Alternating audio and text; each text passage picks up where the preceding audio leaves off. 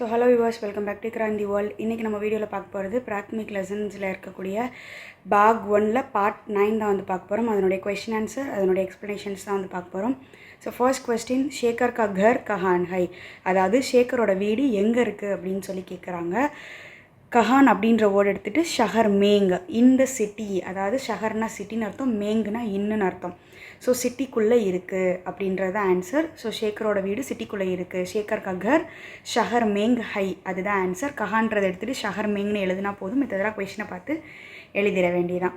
அடுத்து second question, Shekar கா school கஹான் high, ஷேகருடைய school எங்கே இருக்குது? கஹான் அப்படின்றதை எடுத்துகிட்டு இந்திரா நகர் மேங் அப்படின்றத ஆன்சராக எழுதணும். அதாவது இந்திரா நகரத்தில் இருக்குது, இந்திரா நகர் அப்படின்ற இடத்துல இருக்குது அப்படின்னு சொல்கிறாங்க. ஸோ இந்திரா நகர் அப்படின்றது ஆன்சர். மித்ததெல்லாம் வந்து கொஸ்டினை பார்த்து அப்படி எழுதிட வேண்டியதான். ஸோ கஹான் அப்படின்றத எடுத்துகிட்டு இந்திரா நகர் மேங் அப்படின்றத ஆன்சராக எழுதணும். ஸோ தேர்ட் கொஸ்டின், பாக் மேங் கவுன் ஹைங், அதாவது பாக் அப்படின்னா கார்டன்னு அர்த்தம். ஸோ கார்டனுக்குள்ளே யார் இருக்கா? கவுன் ஹைங், யார் இருக்கா அப்படின்னு சொல்லி கேட்குறாங்க. கவுன் அப்படின்றதை எடுத்துகிட்டு ஸ்கூல் கே லடுக்கே, அதாவது ஸ்கூலில் இருப்பாங்கள்ல பசங்க, ஸ்கூல் ஸ்டூடெண்ட்ஸ், அவங்க வந்து கார்டனில் இருக்காங்களாம். ஸோ அதுதான் ஆன்சர். ஸோ கவுன் அப்படின்றத எடுத்துகிட்டு ஸ்கூல் கே லடுக்கே ஹைங் அப்படின்னு ஆன்சர் பண்ணணும். ஸோ பாக்மிங் ஸ்கூல் கே லடுக்கே ஹைங். ஸோ இந்த 3 கொஸ்டின் ஆன்சர் தான் வந்து 9th லெசனில் நம்ம படிக்க வேண்டியது. ஸோ 10th லெசனுக்குரியதை நெக்ஸ்ட் வீடியோவில் பார்க்கலாம்.